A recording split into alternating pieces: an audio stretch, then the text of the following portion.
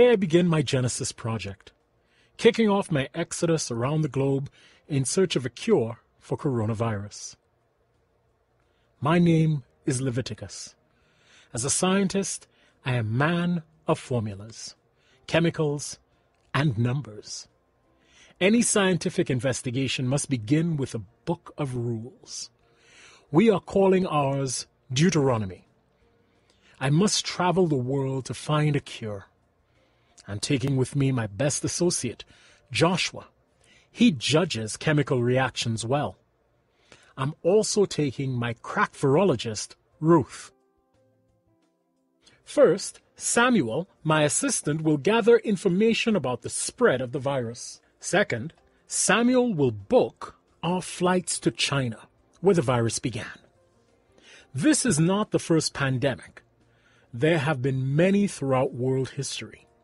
First kings and world leaders ignored the pandemic. Second kings and world leaders had to acknowledge that many people were dying and something had to be done. That is how I feel today. I must help find a cure. The first chronicles we will record will be at the hospital where the first patient was seen. The second chronicles we will record will be about the spread across the city of Wuhan. When we landed, we met Ezra, who took us to the lab, where we could study samples. Nehemiah claims to have coded the genome for the virus, which will help us get started. One day, as we were comparing samples, Esther came running in.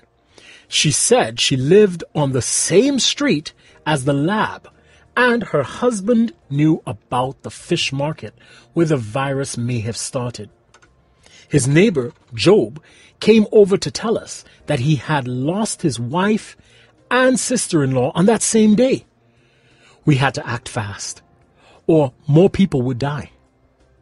We visited the hospital, and there I met men, women, and children who were sick from the virus. Ruth sat beside the bed of a young girl and sang psalms to her to calm her down. I went to talk to an elderly gentleman. Even though he was dying, he was peaceful and encouraging. He told me some proverbs. One of them was, "Man should dig the well before he is thirsty." I think he was trying to tell me that we should have prepared better for the possibility of a pandemic. I thanked him for his wisdom. He told me he knew he was soon to die, but he wanted everyone to remember the victims of coronavirus. Someone should be responsible for the Ecclesiastes record. I went to collect my team. It was hard to pull Ruth away from the children. She wanted to stay with them. The little girl requested that she sing, "He's Got the Whole World in His Hands." She called it the Songs of Solomon. I thought of my children at home, safe from harm. Little Isaiah, no doubt he was playing the guitar at that very moment. Jeremiah, my older son, was likely playing video games. My heart was filled with lamentations for the children, who might soon die if a cure could not be found. That's why I had to find it. I was so thankful for Ezekiel, who stayed behind to look after my wife and my sons. We were joined in the lab by scientists from all over the world who had come to work on finding the cure. Daniel was from Italy. Hosea came from Israel. Joel was from Russia. Amos from Spain. Obadiah was from India. Jonah was from England. Micah was from the West Indies. Nahum was from South Africa. Habakkuk was from Israel. Zephaniah was from France. Haggai was from Serbia.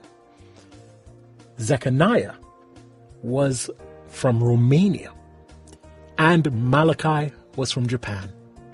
Countries from around the world had sent their best scientists to help. We worked day and night, performing experiments and collecting data. Sadly, we did not discover a cure. But we were vigilant because we were getting closer. I returned to the United States and shared my research with a team of scientists who were experts in virology. The team consisted of Matthew Pym from Colorado, Mark Drucker from California, Luke Randall from New York, and John Hansen from Washington. We worked night and day, even though our acts didn't seem to get us very far. We watched, sadly, as Italy suffered. The Romans were hit hard.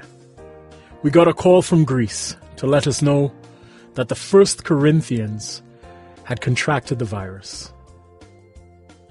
Another group to get sick, the second Corinthians, were being rushed to hospital.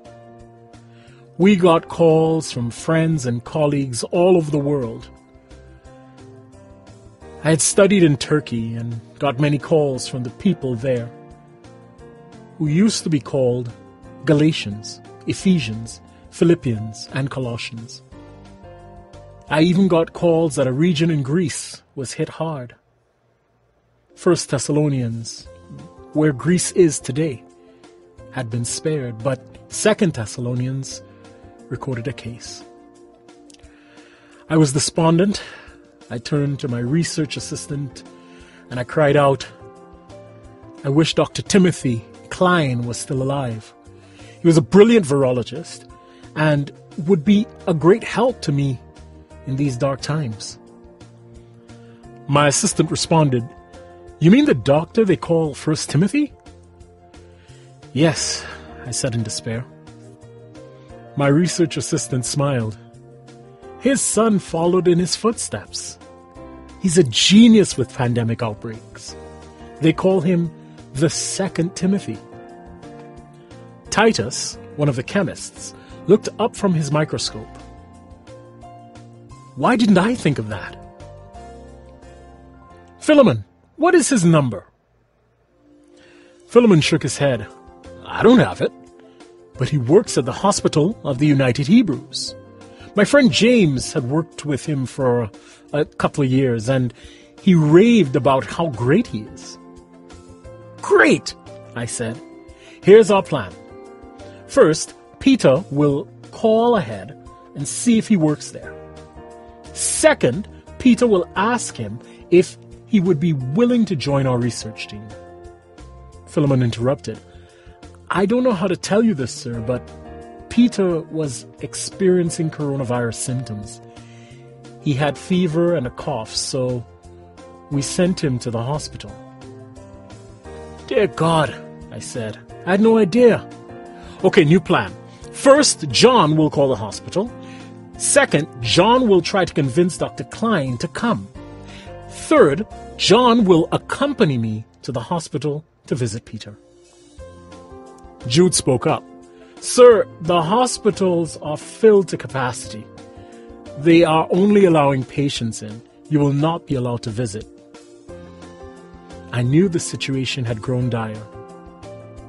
But with my incredibly talented team, I knew that we would stumble upon a revelation.